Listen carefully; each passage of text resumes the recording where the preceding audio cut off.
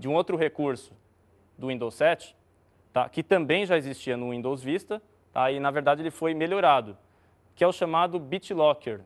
Tá? Esse aqui é um recurso legal, tá? Vejam aí no slide, ele serve para criptografar o sistema operacional por completo. E ele protege todas as aplicações instaladas no volume criptografado. Tá? O que ele faz, na verdade, o BitLocker? Né? Ele serve para... imaginem que eu tenha um notebook, isso aí principalmente para executivos. Né? Eu tenho um notebook e eu não posso perder esses dados. Né? Porque hoje, para uma empresa, o que interessa será? O notebook em si, o valor do equipamento ou os dados que estão contidos nele? Então, isso é questionável, porque para uma empresa, às vezes, ela tem uma parceria lá com uma outra empresa fornecedora, fica muito mais fácil ela comprar um notebook novo do que... é muito mais simples para ela do que perder os dados que estavam naquele notebook. Às vezes tinham dados confidenciais, imaginem como que é isso. Né? Você está lá no meio da rua, de repente alguém te assalta e leva todos os seus dados confidenciais embora. O BitLocker resolve essa questão, ele criptografa o sistema operacional por completo, tá? De forma que roubou meu notebook, roubou meu PC, não consigo acessar mais ele. Tá? Como que ele faz isso? Ele cria uma criptografia, uma senha de acesso, tá? Existem outras formas de abrir, na verdade, esse BitLocker, tá? Mas quem roubou ele não tem esse acesso. Tá? Então, ele não tem a senha, não tem como entrar, às vezes pode ser até por dispositivo USB também, ou seja, ele não tem esse acesso. Então, os dados vão estar protegidos. Tá? Quais são os requerimentos? Vamos voltar ao slide que estava ali aparecendo. Os requerimentos para o BitLocker são os seguintes, né? Computador com Trusted Platform Module. Tá? Então, o computador precisa ter esse módulo na plataforma. Praticamente os computadores mais novos já têm isso. Tá? Muitos já vêm aí há um bom tempo com esse recurso. Precisa ter um dispositivo de memória USB removível, normal, hoje em dia, é onde você pluga o pendrive no seu computador. Pelo menos 2 partições no HD. Tá? Então, vocês têm que quebrar o HD aí em 2 partes, pelo menos. Precisa ter também suporte de dispositivos USB no boot. Então, você ter aquela opção lá na BIOS de habilitar o boot pelo USB, tá? Para você conseguir dar um boot de pendrive. E olha só aí o essencial, né? Ter o Windows 7 Ultimate ou Enterprise. Então, essa tecnologia é só disponível para a versão Ultimate ou Enterprise, tá? Não tem nas demais versões do Windows. Bom, eu falei aí que o BitLocker está no Windows Vista, né? O que mudou, afinal, no Windows 7? Vamos para o próximo slide, que nós vamos ver aí. No próximo slide, nós estamos vendo aí, ó, BitLocker to go. Então, esse é o termo novo, tá? Ele foi introduzido no Windows 7. Qual que é a função? Estender o BitLocker Driver Encryption a dispositivos removíveis, tais como drives USB. Então, veja que legal, eu consigo ativar o BitLocker num pendrive, tá?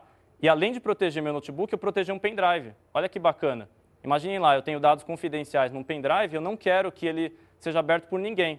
Tá? Se alguém me levar embora, roubar pendrive, cai do bolso, né? A gente está andando na rua, perde o pendrive, agora você pode criptografar ele com o BitLocker to go. Ele não vai permitir acesso por ninguém. Tá?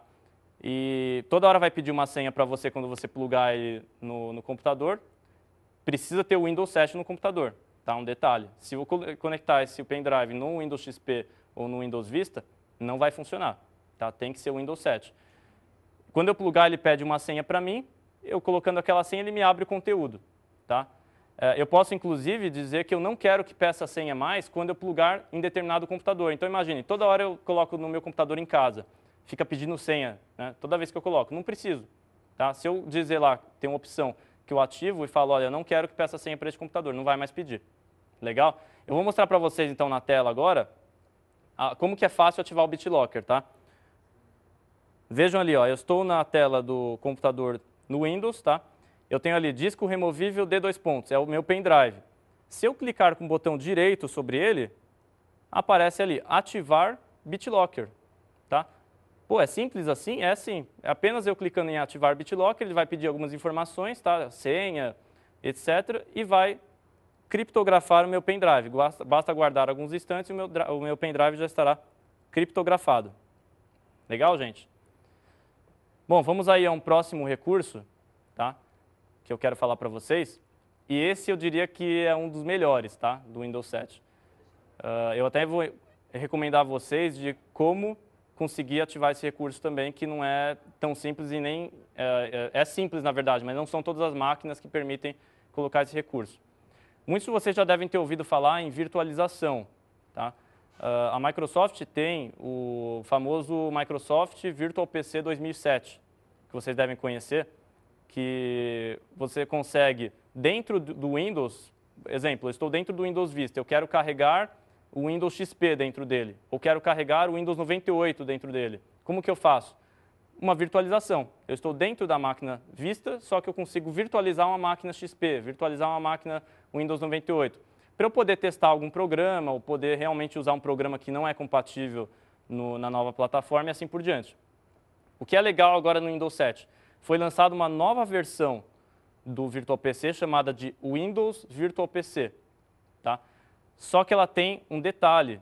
Você consegue compatibilizar aplicações que não funcionam no Windows 7, por exemplo, e funcionam só no Windows XP, de forma que eu abra ela sem carregar, sem mostrar na tela o Windows XP carregado. Isso é novo, é inovador. Imaginem um ícone na área de trabalho de vocês, tá? O exemplo que eu vou dar para vocês, que eu inclusive vou mostrar depois. Eu tenho lá um Word da versão 97 ainda, o Word 97, que é uma versão antiga. Né? Dá para utilizar ele no Windows XP. No Windows 7 já fica um pouco incompatível.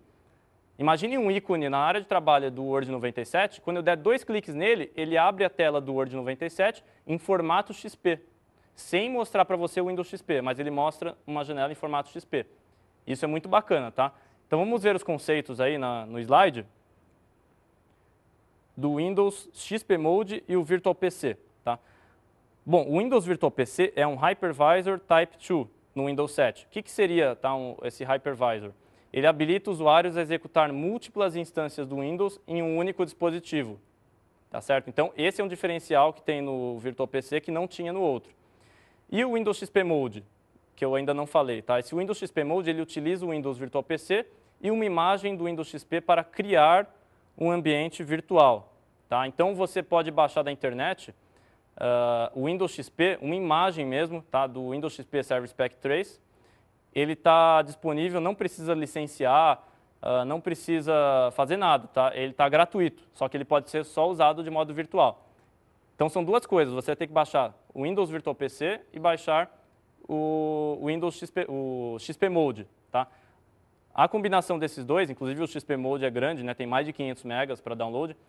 A combinação desses dois, instaladas no computador, resulta exatamente no que eu expliquei para vocês. Tá? Agora, quais são os requisitos para se ter isso aí? Vamos no próximo slide. Vejam só, ele está disponível a partir da versão Professional. Então, legal, a versão que vocês têm lá de download da Uninove já tem isso aí. Tá? Agora, essa última opção é a que pega. Tá? Necessário processador com Hardware Virtualization, que no caso da Intel é chamado de Intel VT, ou no caso da AMD é chamado de AMD-V. Tá? E placa-mãe compatível. Então, vejam bem, quando vocês forem comprar um computador, alguma coisa assim, de agora em diante, eu recomendo que vocês se atentem a isso. Entrem no site da Intel, entrem no site da AMD, procure o processador que vocês estão adquirindo e veja se existe a opção Hardware Virtualization ativa, tá? Que é uma opção que você consegue habilitar na BIOS do computador.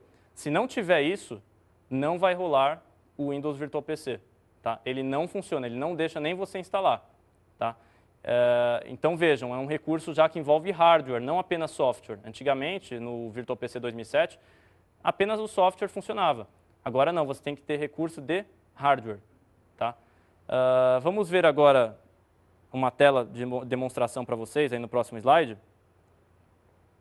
Olhem só, que legal. O que eu tenho aí? Ao lado esquerdo eu tenho uma janela do Internet Explorer 8 e ao lado direito uma janela do Internet Explorer 6. Tá? Se vocês observarem bem ali na janela do lado direito, ela está no formato XP. Olhem ali no título da janela, tá, o botão maximizar, minimizar, o botão fechar, está no formato XP. E ao lado esquerdo ela está no formato do Windows 7. Tá? E ambas estão carregadas dentro do Windows 7. Olhem aí a área de trabalho. Eu não estou no Windows XP, eu estou no Windows 7. Onde está o Windows XP? Ele está carregado na memória, tá, a máquina virtual, sem aparecer aí para você.